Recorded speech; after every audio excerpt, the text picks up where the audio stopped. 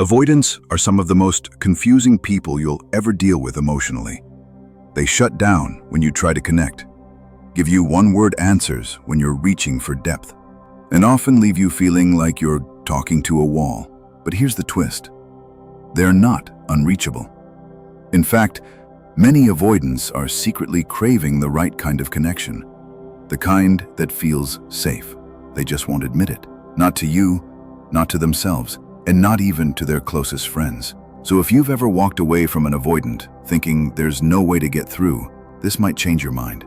Let's break down 5 powerful texts that can help an avoidant feel safe enough to open up without ever pressuring them. The non-threatening observation. Avoidants hate feeling emotionally cornered.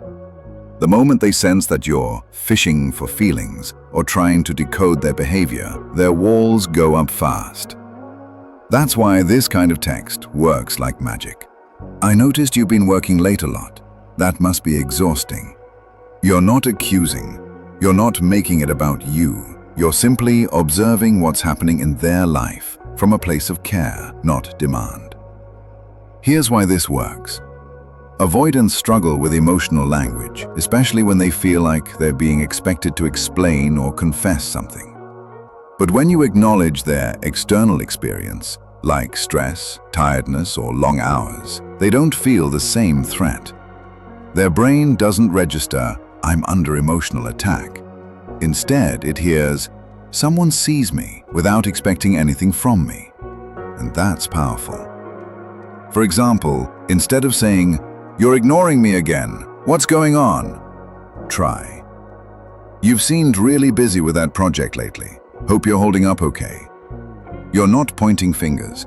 You're simply giving them space to talk, if they choose to. And often, that gentle space is all they need. They might respond with something like, "Yeah, it's been non-stop this week," or, "I didn't even realize how tired I am, honestly." And now you're having a real conversation, not a defensive one. Avoidance feels safest when they're not being pushed to reveal something before they're ready. So when you take the pressure off and just see them, it quietly tells their nervous system, it's okay to open the door, even just a little. 2. The appreciation without expectation. Avoidants often think they're failing in relationships, even if they don't show it. They worry that what they're giving isn't enough, that they'll disappoint you, that sooner or later you'll need more than they know how to give. So when you genuinely appreciate what they're already doing without asking for more, it disarms their fear.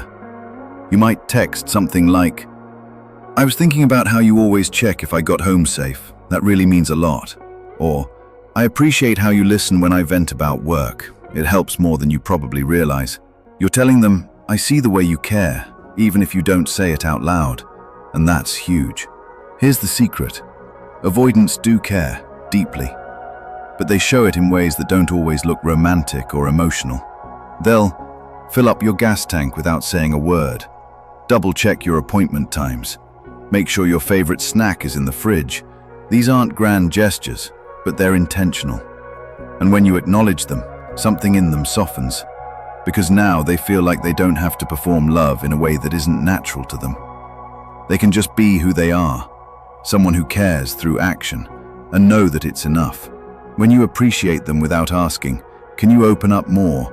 or "Why don't you express your feelings?" they let their guard down. And that's often when the magic happens. They might text back, "I'm glad you noticed," or even, "I just like knowing you're okay." And just like that, the wall cracks open. Avoidants don't want to be emotionally distant. They just want to feel safe being close. When you make them feel seen and accepted instead of tested or judged, they start to show up in ways they normally wouldn't. 3. The vulnerable share without pressure. This one might surprise you. The fastest way to open an avoidant up is to stop trying to get them to open up. Instead, you go first. Not by demanding answers, but by gently showing them what emotional honesty looks like in action. You send a text like, "Sometimes I sit in my car for a few minutes before going inside, just to breathe. Life's been a lot lately."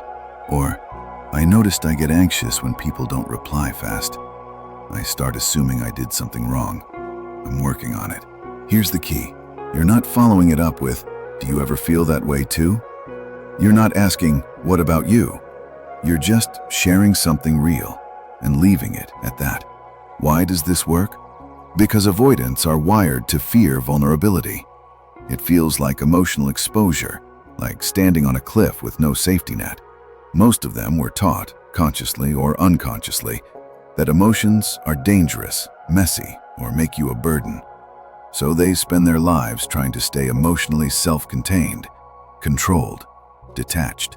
But when you open up in a calm, grounded, no-pressure way, it changes everything. You're not demanding intimacy, you're demonstrating it. And what they notice is this: you trusted them. You didn't fall apart. You didn't make it about them. And, most importantly, you didn't expect them to match your vulnerability immediately. That's huge for someone who's always bracing for emotional pressure. The calm boundary statement. Avoidants panic when things feel chaotic, so a calm boundary can actually make them feel more secure. Try something like, "I'm going to give you space to figure things out. I'll be here when you're ready to talk." Or, "I need some time to think. I'm not upset, I just want to clear my head." This communicates two powerful things: clarity and stability. You're not chasing, you're not punishing. You're showing that you can manage your own emotions and that you're not here to explode or guilt-trip them. That's rare for them, and it builds trust. The future-focused invite without pressure. Text something like, "No rush, but I was thinking of trying that new Thai place next week. Let me know if you're interested." Or, "They're doing movie night at the park this weekend. Figured I'd mention it in case you wanted to come." Avoidants fear emotional obligation, but they also crave being thought of. When you invite them to something light and casual, without tying it to your relationship status or expectations, it feels safe. It's not a test. It's just you saying, "Hey, you're on my mind." And sometimes that's all it takes. Avoidants aren't broken, they're just scared. And these texts aren't magic tricks. They're simply tools that speak their emotional language. You're not trying to fix them, you're creating safety. If they respond and open up, even slowly, you'll know the connection is real. But if they stay completely closed off, that's an answer too. You deserve someone who chooses you freely, not someone you constantly have to decode. Thanks for watching. If you found this helpful, please like, share, and subscribe. And let me know in the comments. Have you ever tried any of these approaches with an avoidant? What happened? Let's talk about it.